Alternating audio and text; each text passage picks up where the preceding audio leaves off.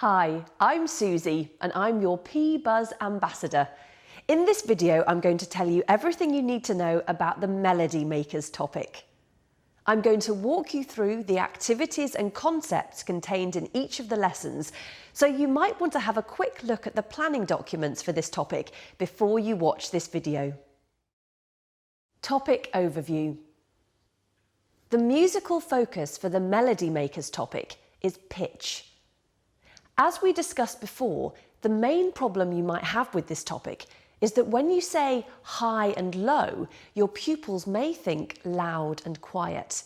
Hopefully the children will remember this distinction, but if not, you may need to take some time explaining that the notes go up doesn't mean the notes get louder. Lesson 1. In Lesson 1, you are going to explore visual strategies for showing pitch.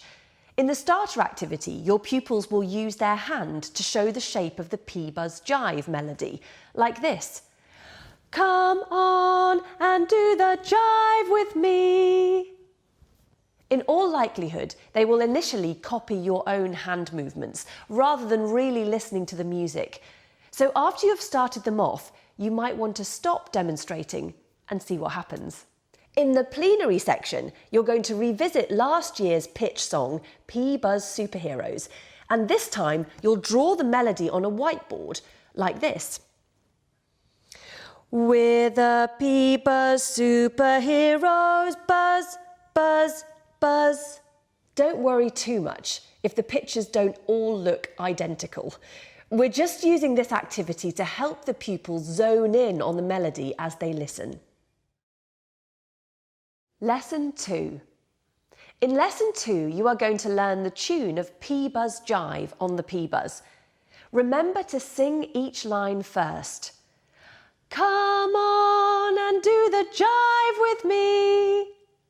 Then sing on letter names whilst moving the slide. G, G, G, A, G, B flat, A, G.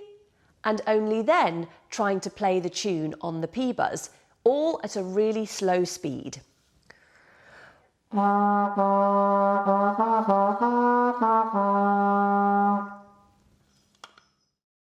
Lesson 3. In Lesson 3, you're going to create your own melodies. This is a differentiated activity where the children can use 3, 4 or 5 notes to compose with. If pupils are coping comfortably with the task, you can challenge them to use rhythm to make their melody more interesting, or even add some harmony. Lesson 4. In Lesson 4, we are going to reinforce the idea of improving our pBuzz performances, this time focusing on melodic accuracy or being in tune. The main thing to be aware of before you start this lesson is that your focus should be the pBuzz part, not the singing. At 6 or 7 years old, children have varying levels of control over their voices, which can be dictated by their physiological development as much as their musical ability. If you tell a group of adults that you teach singing in a primary school, at least half of them will tell you that they are tone deaf or were told to mime in the school choir. These adults have, as a result, spent their whole lives believing that they cannot sing, and this is what we want to avoid with our pupils. So your focus should be on improving the tuning of the playing and giving only the gentlest reminders about the tuning of the singing. To help your pupils improve their tuning on the pBuzz, you can ask them to experiment by moving the slide into a slightly different position, like this.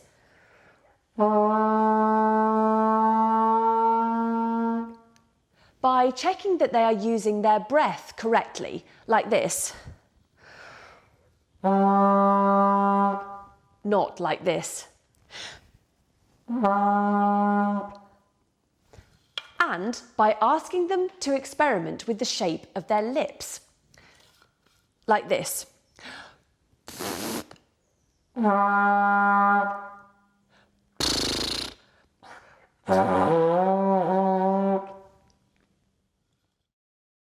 Lesson 5.